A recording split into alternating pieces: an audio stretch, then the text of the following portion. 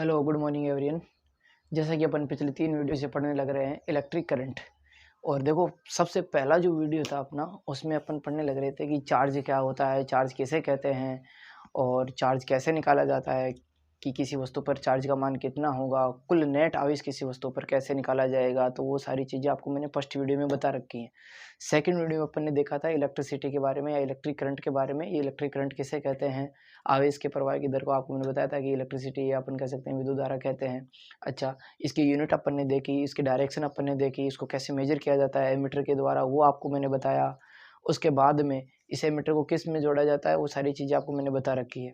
Electric circuit क्या होता है, स्विच क्या होता है, वो सारी चीज़ें आपको बता चुका हूँ। थर्ड वीडियो में अपन देख रहे थे इलेक्ट्रिक पोटेंशियल डिफरेंस या विद्युत विभवांतर, जिसकी वजह से जो आवेश है वो फ्लो करता है। ठीक है, इलेक्ट्रिक पोटेंशियल डिफरेंस होता क्या है, ये किसके द्वारा मेजर किया जाता है, वो चीज़ें भी आपको मैं कंप्लीट करवा चुका हूँ। और उसी के क्रम में उससे आगे की जो चीज़ें हैं वो आज अपन पढ़ने वाले हैं। उससे अगला पॉइंट, उससे आगे वाला जो पॉइंट आता है वो आता है इलेक्ट्रिक सर्किट डायग्राम, या अपन कह सकते हैं विद्युत परिपथ आरेख। देखिए, आप एक चीज़ समझे, ये विद्युत परिपथ आरेख होता क्या है, किसे कहते हैं विद्युत परिपथ आरेख। तो आपको बताना है कि विद्युत परिपथ एक ऐसा आरेख जो एक विद्युत परिपथ आरेख यानी कि वह आरेख है जो विद्युत परिपथ में लगे सभी उपकरणों को सुविधाजनक तथा प्रतीकात्मक रूप से क्या करता हो, निरूपित करता हो। जैसे आपके सामने ये एक आपके सामने डायग्राम दिया हुआ है, इसमें बल्ब का चिन्ह, ये प्रतीक है, ठीक है, ये बल्ब का, तो ये सुविधाजनक अपन पहचान भी जाते हैं कि हाँ ये क्या है, बल्ब है। ऐसे मान लो ये वोल्ट मीटर है, ऐसे मान लो एमीटर है, तो इनको अपन पहचान जाते हैं। एमीटर को ए के द्वारा प्रदर्शित किया जाता है, वोल्ट मीटर को वी के द्वारा प्रदर्शित किया जाता है। ये आपके सामने सेल लगा हुआ है, तो इसको एक प्रतीकात्मक अपन कह सकते हैं, सुविधाजनक क्या है, इसका प्रतीक है। तो इनके द्वारा क्या किया जाता है, निरूपित करता हो। तो इस डायग्राम को अपन ने क्या बोलेंगे, इस डायग्राम को अपन क्या बोलेंगे, विद्युत परिपथ आरेख। अच्छा, एक विद्युत परिपथ आरेख में अपन कह सकते हैं एक विद्युत परिपथ में कौन कौन से कंपोनेंट्स हो सकते हैं, उनके अपन कह सकते हैं सिंबल्स क्या क्या होंगे, तो वो आपको ध्यान से समझना है। सबसे पहले बात आती है सेल की। तो सेल में देखो क्या करना होता है, दो लाइनें ड्रॉ करनी होती है, एक कैपिटल लाइन होती है, एक स्मॉल लाइन होती है। कैपिटल लाइन के सामने आपको लिखना है प्लस का चिन्ह, जो स्मॉल लाइन होती है उसके सामने आपको लिखना है माइनस का चिन्ह। और ध्यान रहे सिर्फ दो ही लाइनें आती हैं, ठीक है। बात आती है बैटरी की, यानी कि और क्या हो सकती है इलेक्ट्रिक सर्किट डायग्राम में, या अपन कह सकते हैं विद्युत परिपथ में और क्या प्रतीक हो सकते हैं, और कौन से कंपोनेंट्स लगे होते हैं, तो बैटरी लगी हो सकती है। तो बैटरी में आपको क्या करना है, देखो बैटरी किसे कहते हैं ये आपको मैं पहले बता चुका हूँ। कॉम्बिनेशन ऑफ सेल्स क्या कहलाता है, बैटरी कहलाता है, अर्थात सेलों का समूह। तो देखो ये एक सेल है, ये दूसरा सेल है, तो आपको एक या एक से अधिक क्या लेना है, यानी कि दो या दो से अधिक क्या लेने हैं, सेल यूज लेने हैं। तो ये अपन किसको बोल देंगे, बैटरी बोल देंगे। उसके बाद में आती है तार संधि। आपको कुछ नहीं करना है, पॉइंट से आपको डिनोट करना है। दो लाइनें जहाँ जहाँ से ये अटैच कर रही हैं वहाँ आपको एक पॉइंट रखना है, तो वो अपन बोल देंगे तार संधि। अच्छा, उसके बाद में आता है कि किसी तार को ऊपर से गुजारना है, तो उसके लिए हल्का सा, जैसे आप ऊपर से लाइन ड्रॉ कर रहे हो, तो हल्का सा उसमें बैंड दे करके आपको नीचे खींच देना है, तो वो तार क्रॉसिंग को इंगित करेगा या उसको डिनोट करेगा। ये विद्युत परिपथ में अपन क्या करते हैं, या विद्युत परिपथ डायग्राम में यूज करते हैं ये सारे प्रतीक। उसके बाद में बात आती है रजिस्टर की, जो आपके सामने दिया हुआ, और ये रजिस्टर क्या होता है आपको मैं बता दूंगा। उसके बाद में परिवर्ती, तो उसके लिए आपको एक एरो का चिन्ह लगा देना है, इसमें ज़्यादा कुछ है नहीं। खुली कुंजी के लिए आपको क्या करना है कि बीच में जो पॉइंट होता है वो आपको नहीं रखना है। खुली कुंजी में क्या होता है, इलेक्ट्रिसिटी जो है वो फ्लो नहीं करती है सर्किट में, समझ गए। बंद कुंजी में जो इलेक्ट्रिसिटी है वो फ्लो करती है, कैसे करती है वो ध्यान से सुनना। हालांकि ये सुविधा, देखो बीच में मैंने पॉइंट लगा रखा है, तो इसका मतलब कुंजी बंद है, कुंजी क्या है, बंद है। और बंद कुंजी में इलेक्ट्रिसिटी फ्लो करती है। ज्यादातर कंफ्यूजन होता है, उल्टा होता है इस केस में, ध्यान रहे, बंद कुंजी इलेक्ट्रिसिटी फ्लो करवाएगी, जबकि खुली कुंजी इलेक्ट्रिसिटी फ्लो नहीं करवाएगी। कैसे करना है, जैसे मान लो, हालांकि ये तो अपनी बुक में दिया हुआ है, इसमें ज्यादा कुछ वो करना नहीं है, आपको मैं दूसरा तरीका और बताता हूँ। जैसे मान लो ये परिपथ है, और इस परिपथ में यदि मैं कुछ इस प्रतीक का यूज नहीं करके आपको सामने में ये वाला यूज कर लेता हूँ, ठीक है। और देखो ये वाला जो है, इस स्थिति में ये जो सर्किट है यहाँ से टूटा हुआ है, अर्थात ये खुला हुआ है, यहाँ से क्या हुआ है, खुला हुआ है, तो इसको अपन बोल देंगे खुली कुंजी। क्या बोल देंगे, खुली कुंजी। आप देख सकते हैं ध्यान से, इस स्थिति में ये परिपथ खुला हुआ है, और इन दोनों लाइनों को मैं यदि एक ही के ऊपर कर दूं, इन दोनों, जैसे बड़ा करके बता देता हूँ आपको, देख लें। जैसे मान लो ये है कोई परिपथ की लाइन है, और इसके सामने मैं ना कोई कुंजी यूज कर रहा हूँ, और ये देखो आपको दिख गई होगी। तो इस स्थिति में ये जो ऊपर वाला वायर है और नीचे वाला जो वायर है वो एक दूसरे से कनेक्टेड नहीं है, तो इस स्थिति में हम कहेंगे कि ये जो कुंजी है वो खुली कुंजी है। और यदि इन दोनों को मैं एक ही लाइन पे ड्रॉ कर दूं, इन दोनों को यदि मैं एक ही लाइन पे ड्रॉ कर दूं, तो अपन ये कह सकते हैं कि हाँ इस स्थिति में ये जो कुंजी है वो क्या हो गई है, बंद हो गई है, अर्थात जो पूरा परिपथ है वो क्या हो जाता है, बंद हो जाता है। तो देखो ये बंद कुंजी हो गई है और खुली कुंजी आपको मैंने बता दी कि ये वाली जो कुंजी है वो क्या रहेगी, खुली कुंजी। तो मेरे हिसाब से ये आपको समझ में आ गया होगा कि बंद कुंजी में इलेक्ट्रिसिटी फ्लो होती है या नहीं होती है, खुली कुंजी में क्या होता है, खुली कुंजी में क्या नहीं होता है, ये आप समझ गए होंगे। खुली कुंजी में ध्यान रखना कभी भी इलेक्ट्रिसिटी फ्लो नहीं करती है, जबकि बंद कुंजी में इलेक्ट्रिसिटी फ्लो करती है। अच्छा ठीक है, यहाँ तक तो आपको समझ में आए हो गया। ये कुछ प्रतीक चिन्ह है, ऐसे मान लो एमीटर को शो करने के लिए अपन क्या करते हैं, तो उसके लिए अपन क्या करते हैं, ए लिखते हैं, ठीक है, और एक तरफ अपन प्लस लिखते हैं, एक तरफ क्या लिखते हैं, माइनस। वोल्ट मीटर को शो करने के लिए क्या करेंगे, ये अदर सिंबॉलिक सिंबल्स हैं जो यूज करते हैं वोल्ट मीटर के लिए और एमीटर के लिए। तो ये दोनों किसके हो जाएंगे, वोल्ट मीटर और एमीटर के हो जाएंगे। मेरे हिसाब से आप ये क्लियर कर लेंगे, ठीक है। उससे आगे वाला जो पॉइंट अपन पढ़ते हैं, आज की जो टॉपिक रहेगा, हालांकि ये छोटा सा पॉइंट था जो कि मैंने बीच में बता दिया है। उससे आगे वाला जो अपन टॉपिक पढ़ने वाले हैं वो है ओम का नियम, और तीसरा जो टॉपिक रहेगा अपना ओम के नियम का प्रायोगिक सत्यापन। दोनों ही इंटरेस्टिंग टॉपिक है, शानदार टॉपिक है। यदि आप इनको गौर से सुन करके समझ करके चलते हैं तो मैं आपको गारंटी के साथ ये कह सकता हूँ कि आपको ये दोनों चीज़ें हैं अच्छे से क्लियर हो जाएंगी, कभी भूल भी नहीं पाएंगे। देखना कैसे। दूसरा पॉइंट अपना ओम का नियम। अच्छा, अब तक अपन ये जो पिछले जो 2 वीडियो अपन ने रखे हैं उसमें अपन ने देखा कि इलेक्ट्रिक करंट तथा अपन कह सकते हैं इलेक्ट्रिक पोटेंशियल डिफरेंस, ये दोनों अपन चीज़ें पढ़ी। अच्छा, इन दोनों में क्या संबंध होता है क्या, ये अपन इसमें देखेंगे। तो मैं कहूँगा कि हाँ, इनमें बिल्कुल संबंध होता है, और ये संबंध सबसे पहले ओम ने बताया, साइमन ओम ने बताया। और देखो इन्होंने बताया, क्या बताया कि इन्होंने कहा कि जो तार में बह रही विद्युत धारा है तथा अपन कह सकते हैं कि इसके सिरों पर उत्पन्न विभवांतर है, इसके सिरों पर उत्पन्न विभवांतर, इन दोनों में कुछ ना कुछ संबंध होता है। और इन्होंने बताया कि यदि किसी तार की भौतिक अवस्थाओं की अगर अपन बात करें, जैसे मान लो कि तार की जो है प्रकृति हो गई, यदि वो एल्यूमिनियम का बना हुआ है तो एल्यूमिनियम का रखना है, यदि वो कॉपर का बना हो तो कॉपर का ही रखना है, चेंज नहीं करना है। यदि तार की भौतिक अवस्थाओं को क्या कर दिया जाए, स्थिर कर दिया जाए, यदि तार की भौतिक अवस्थाओं को स्थिर कर दिया जाता है तो उसमें जो बह रही विद्युत धारा है वो उसके सिरों पर उत्पन्न विभवांतर के क्या होती है, समानुपाती होती है। दोबारा सुनना और ध्यान से समझना। ओम ने क्या बताया कि अब तक जो अपन दो पॉइंट पढ़ चुके हैं, एक तो अपन पढ़ चुके हैं कौन सा, विद्युत धारा किसे कहते हैं, और दूसरा अपन पढ़ चुके हैं कौन सा, विभवांतर।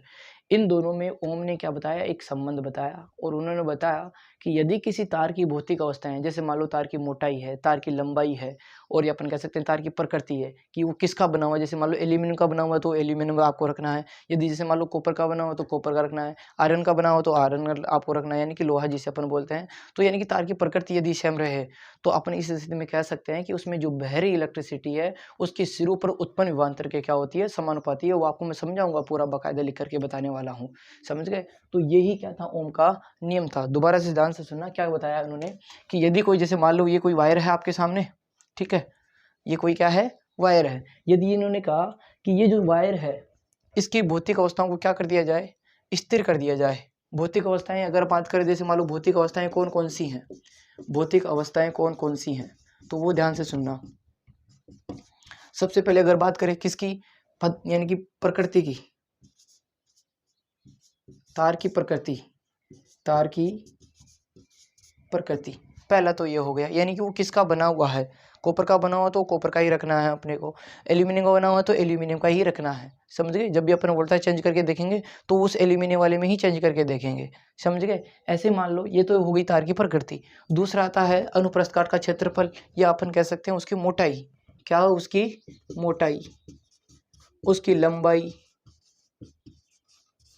उसकी मोटाई तथा उसकी लंबाई, और ये अपन कह सकते हैं तार की प्रकृति।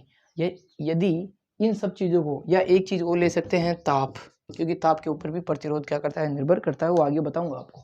तो यदि इन सब चीज़ों को क्या कर दिया जाए, स्थिर कर दिया जाए, ये तार है, ठीक है, वायर जिसे अपन बोलते हैं। इन्होंने बताया कि यदि किसी वायर की भौतिक अवस्था या फिजिकल प्रॉपर्टीज को क्या कर दिया जाए, स्थिर कर दिया जाए, तो अपन कह सकते हैं कि उसमें जो बह रही विद्युत धारा है, इसमें जो फ्लो कर रही विद्युत धारा मान लेते हैं कि आई है, क्या है, आई, यानी कि फ्लो कर रही जो करंट है वो इसके सिरों पर उत्पन्न विभवांतर, इसके सिरों पर उत्पन्न विभवांतर के क्या होती है, समानुपाती है, या उसके सिरों पर उत्पन्न वोल्टता के क्या होती है, समानुपाती होती है। अर्थात अपन कह सकते हैं V समानुपाती होता है किसके, I के। V समानुपाती होता है I के। अच्छा, विभवांतर का कुछ जो फ्रेंड्स है, साथी हैं, वो रिलेट नहीं कर पाते हैं। जैसे मान लो ना कि यहाँ पर 24 वोल्ट है, ठीक है, इस सिरे पर कितना है, 24 वोल्ट, और इस पर 12 वोल्ट है। तो देखो इन दोनों का जो अंतर आता है वो आता है 12 वोल्ट। तो अपन कह सकते हैं इस तार में जो बह रही इलेक्ट्रिसिटी है वो इस 12 वोल्ट के क्या होती है, समानुपाती होती है। ये आप समझना, समझ गए सभी। अर्थात दोनों सिरों पर उत्पन्न विभवांतर के क्या होती है, समानुपाती होती है। अर्थात जैसे जैसे वोल्टा का मान बढ़ता है या विभवांतर का मान बढ़ता है, वैसे वैसे अपन कह सकते हैं आई का मान भी बढ़ेगा। समझ गए क्या? दोबारा से समझना। ओम ने क्या बताया, सबसे पहले इन्होंने बताया कि यदि किसी तार की भौतिक अवस्थाएं जैसे ताप, प्रकृति, मोटाई, लंबाई, इन सबको यदि स्थिर कर दिया जाए, इन सबको क्या कर दिया जाए, स्थिर कर दिया जाए, तो इस स्थिति में तार में जो फ्लो कर रही करंट है वो उसके सिरों पर उत्पन्न विभवांतर के क्या होती है, समानुपाती होती है। अर्थात V समानुपाती होता है I के। V समानुपाती होता है I के। और यदि अपन इस समानुपाती चिन्ह को उठाते हैं तो एक हमारे पास नियतांक प्राप्त होता है जिसको अपन R से डिनोट करते हैं। अर्थात V बराबर होता है हमारे पास IR। समझ गए? यहाँ R का मान क्या है बेटा, नियतांक है। R यहाँ पर क्या है, नियतांक है। R यहाँ पर है नियतांक। समझ गए सभी? अर्थात V समानुपाती होता है I के। अपन ये कह सकते हैं कि जैसे जैसे I का मान बढ़ेगा वैसे वैसे वोल्टा का मान भी बढ़ेगा। कब बढ़ेगा? यदि तार की भौतिक अवस्थाओं को क्या कर दिया जाए, स्थिर कर दिया जाए। तार की भौतिक अवस्थाएं कौन कौन सी हैं, ये मेरे हिसाब से आप सभी को क्लियर हो गया। समझ गए सभी? आगे देखते हैं अपन। अच्छा, अब देखते हैं कि ये जो नियतांक है वो नियतांक क्या होता है वो समझना। देखो ये नियतांक का मतलब क्या होता है, जैसे मान लेते हैं अपन कि हमारे पास जो वोल्टा का मान है वो है हमारे पास 10। वोल्टा का मान कितना है, V का मान हमारे पास है 10। ठीक है, तो इस स्थिति में जो तार में बह रही जो करंट है उसका मान लेते हैं कि 2 एम्पियर है। I का मान कितना हो गया, 2 एम्पियर। ऐसे मान लो आपने वोल्टा का मान बढ़ा दिया और वोल्टा का मान बढ़ा करके आपने कर दिया कितना, 20। कितना कर दिया, 20 कर दिया। तो इस स्थिति में I का मान भी बढ़ जाता है और I का मान बढ़कर ये कितना हो जाता है, 4 हो जाता है। ऐसे मान लो कि आपने वोल्टा का मान बढ़ा करके कितना कर दिया, 40। वोल्टा का मान बढ़ाकर कितना कर दिया आपने, 40 कर दिया है। तो इस स्थिति में जो वोल्टा I का मान है वो बढ़ करके क्या हो जाएगा, इस स्थिति में अपन कह सकते हैं कि I का जो मान है वो बढ़ करके कितना हो जाता है, 8 हो जाता है। समझ गए? तो देखो नियतांक क्या होता है, नियतांक क्या होता है, ध्यान रहे। मैंने पहले वाला जो समीकरण बताया वो समानुपाती होता है I के। जैसे आपने समानुपाती चिन्ह को उठाया तो हमारे पास एक नियतांक प्राप्त हुआ जिसको अपन R से डिनोट कर रहे हैं। अच्छा ठीक है, अब देखो यदि वोल्टा का मान 10 है और I का मान क्या है, 2, तो देखो इस कंडीशन में क्या होता है कि देखो V बराबर, या अपन कह सकते हैं कि जो वोल्टा का मान है यानी कि I, ठीक है, और साथ में क्या दे रखा है अपन ने, R दे रखा है। देखो V का मान कितना दे रखा है हमारे पास, 10, बराबर अपन कह सकते हैं 2, बराबर क्या कह सकते हैं, 2। या एक चीज बताओ मुझे, ये 10 और 2 आपस में बराबर है क्या? ये 10 और 2 क्या है, बराबर है क्या? नहीं कह सकते ना, आप आंसर होगा नहीं। अर्थात 2 तो छोटे हैं और 10 क्या है, बड़े हैं। तो आपने बराबर का चिन्ह कैसे लगा दिया? तो इस स्थिति में हमारे पास एक चीज आती है निकल करके, नियतांक। क्या निकल करके आती है, नियतांक। अच्छा ये बराबर कब हो गए, जब देखो मैं इसको 2 को मल्टीप्लाई कर दूं किससे, 5 से। तो देखो इस कंडीशन में आप कह सकते हैं क्या कि ये बराबर है। तो आपका आंसर होगा कि हाँ, ये इस स्थिति में देखो 5 दूना 10 और 10 बराबर 10। समझ गए सभी? तो इस स्थिति में आप ये कह सकते हैं कि हाँ ये दो क्या है, अपन कह सकते हैं ये जो दोनों संख्याएं हैं दोनों साइड की, वो दोनों आपस में क्या है, बराबर है। ऐसे ही मान लो कि दूसरी कंडीशन में आपने वोल्टा का मान बढ़ा करके 20 कर दिया। ठीक है, उस स्थिति में I का जो मान था वो कितना था, 4। क्या इस कंडीशन में आप ये कह सकते हैं कि जो 4 है वो 20 के बराबर है? आपका आंसर होगा नहीं। अर्थात इसको फिर से अपने को मल्टीप्लाई करना पड़ेगा किससे, 5 से। किससे मल्टीप्लाई करना पड़ेगा, 5 से। देखो 5 चौका 20, तो इस कंडीशन में आप कह सकते हैं कि हाँ कि ये 20 और ये 20 दोनों क्या हो गए, बराबर हो गए। समझ गए? ऐसे मान लो आपने वोल्टा का मान बढ़ा कर कितना कर दिया है, 40। तो I का मान कितना दे रखा था आपके पास, 8। I का मान क्या बढ़ गया था, 8 हो गया था ना। तो इस कंडीशन में आप कह सकते हैं कि ये 40 बराबर 8 होगा। अर्थात R तो बहुत छोटा है, 40 बहुत बड़े हैं। तो इस कंडीशन में अपने को क्या करना पड़ेगा, बराबर के चिन्ह से, यानी कि 8 को मल्टीप्लाई करना करके से 5 से। तो ये जो आप 5 से मल्टीप्लाई करने लग रहे हैं, देखो ये एक नियत राशि है, आपके सामने नजर आ रही होगी। ये जो 5 है वो नियत राशि है, और ये नियत राशि ही क्या है बेटा, आर है। समझ में आ गया होगा ये नियतांक क्या होता है, समझ गए। और जैसे अपन ने यहाँ पर नियतांक लगाया तो अपन v को बराबर कर सकते हैं किसके, i के। ये चीज सभी को क्लियर हो गई क्या, ये नियतांक क्या होते हैं, समझ में आ गए होंगे, समझ गए सभी। अगला जो पॉइंट अपन देखते हैं कि इसकी गणितीय व्याख्या क्या होती है, समझ गए। देखो अच्छा, ये नियतांक क्या होते हैं एक बार और देख लेना, आप रिवाइज करके देख लेना।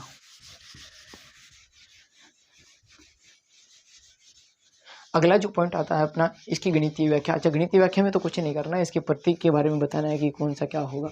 देखो जैसे मान लो कि हमारे पास आया v समानुपाती होता है i के, तो v बराबर हो गया आई आर। यहाँ अपन ये कह सकते हैं, यहाँ अपन ये कह सकते हैं कि v है वोल्टता, v होगी वोल्टता, I यहाँ पर अपन कह सकते हैं धारा, और R क्या है यहाँ पर, नियतांक।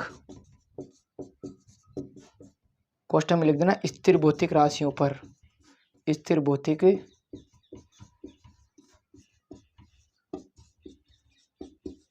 राशियों पर कर सकते हैं ये कंप्लीट। आगे अपन देखते हैं इसका प्रायोगिक सत्यापन। ओम के नियम का प्रायोगिक सत्यापन, हेडिंग आपके सामने लिखी हुई है ऊपर, तो मैं दोबारा से इसको नहीं लिख रहा, देखना। देखो ओम के नियम का प्रायोगिक सत्यापन करने के लिए, वैसे अब तक आपको ये ओम का नियम तो याद हो ही गया होगा, इसमें किसी बच्चे को कोई परेशानी नहीं होगी। अच्छा, ओम का नियम यदि आपको याद है तो देखो आपको करना क्या है, करना कुछ भी नहीं है, बहुत सिंपल सा एक आपको डायग्राम बनाना है। कैसे बनाना है वो देखते जाओ आप। ओम के नियम का डायग्राम कैसे बनाना है वो समझना।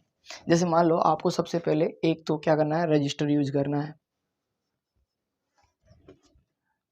और रजिस्टर के ऊपर आपने क्या पता है, क्योंकि समानांतर क्रम में अपन वोल्ट मीटर लगाते हैं, तो आपको ये वोल्ट मीटर आपको लगा देना है, ठीक है। और देखो ये तार की यहाँ पर संधि हो रखी है, तो ये वाला चिन्ह आपको मैंने पहले से बताया क्या, तार की संधि को कैसे डिनोट करना है। अच्छा ठीक है, उसके बाद में अपने को लगाना है एमीटर, जो कि किसको मेजर करता है, धारा को मेजर करता है, ठीक है।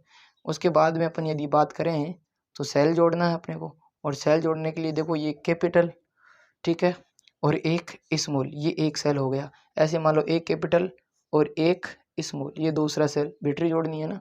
ऐसे मान लो एक कैपिटल, ऐसे ही ये तीसरा, एक कैपिटल और ये छोटा। देखो 1 2 3 और 4 सेल जोड़ दिए, 1 2 3 और 4 सेल जोड़ दिए हैं, इसको छोड़ देना है। ऐसे आप यहाँ पे आप कर सकते हैं कुंजी को यूज।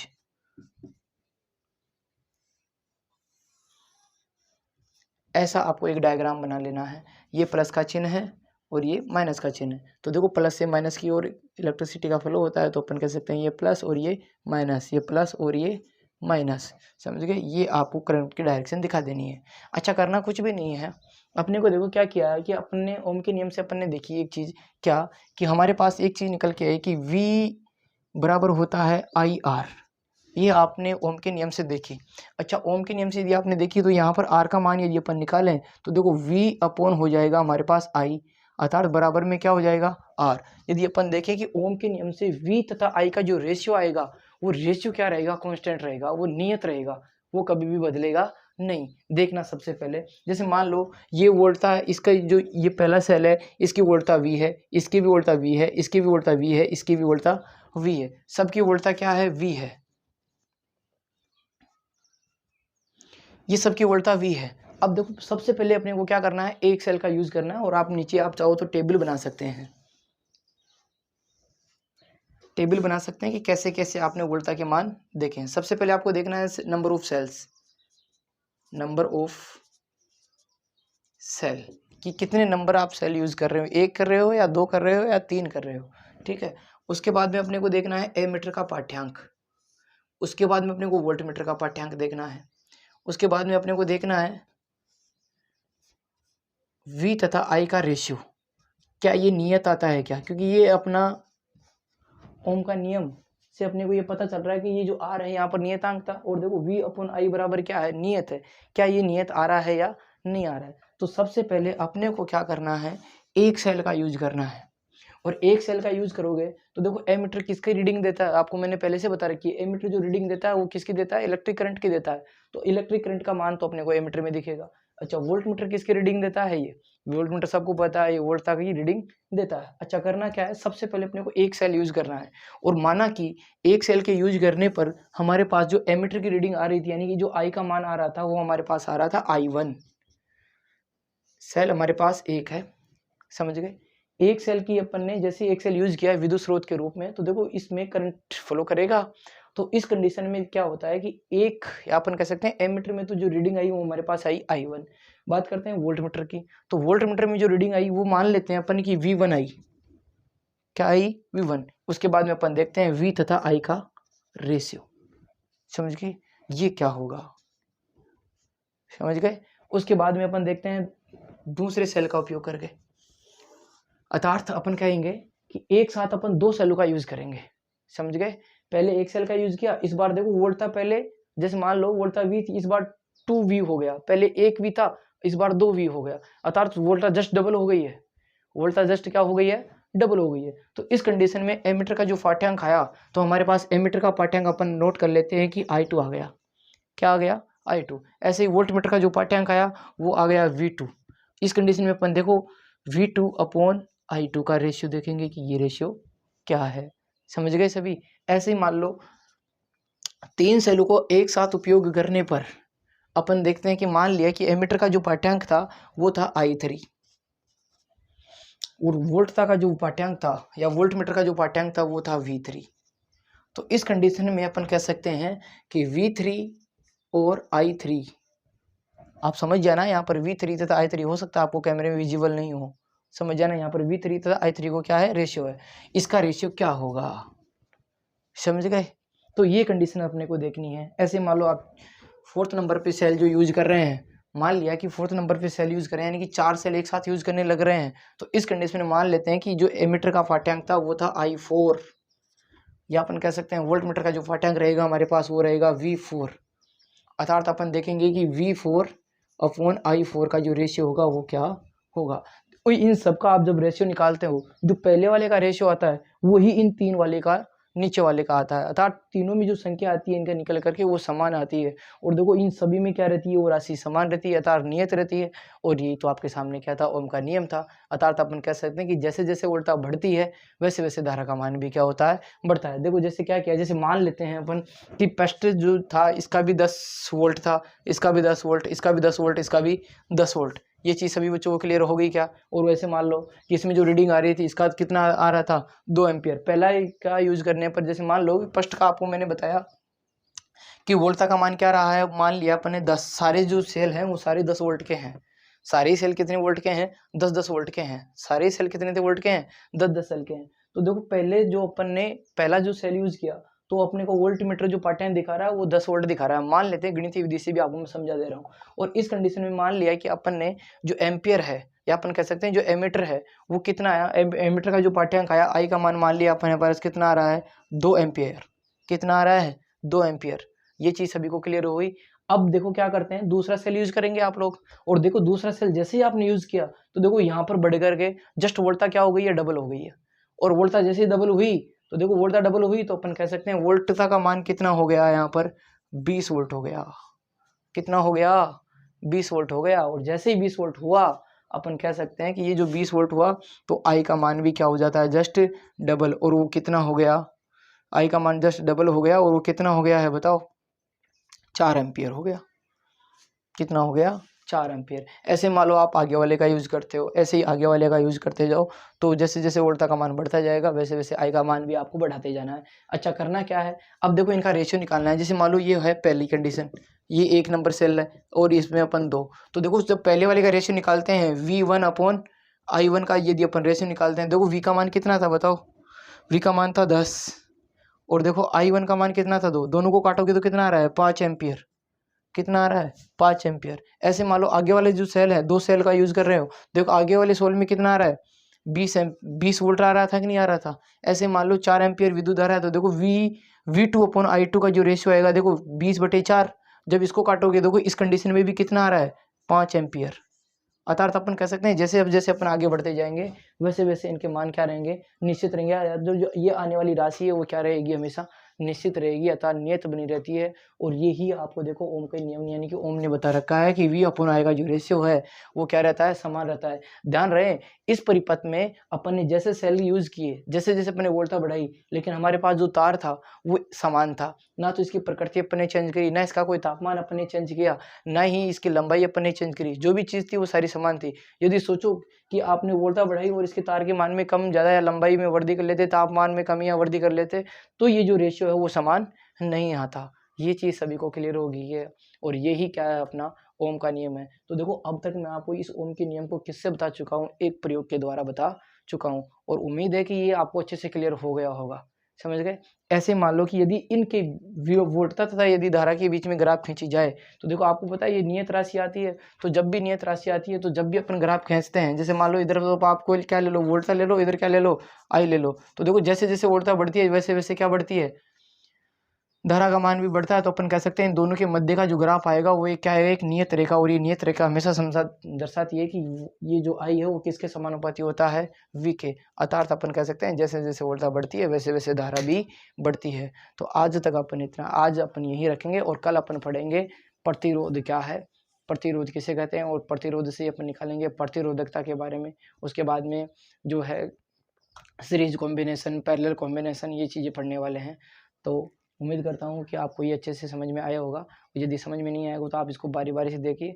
और देखो इसको समझने से पहले, इसको पढ़ने से पहले पिछले वाले जो 2 वीडियो हैं एक बार आप उनको ज़रूर देखें, तो ये आपको अच्छे से समझ में आ जाएगा। ठीक है, थैंक यू साथियों।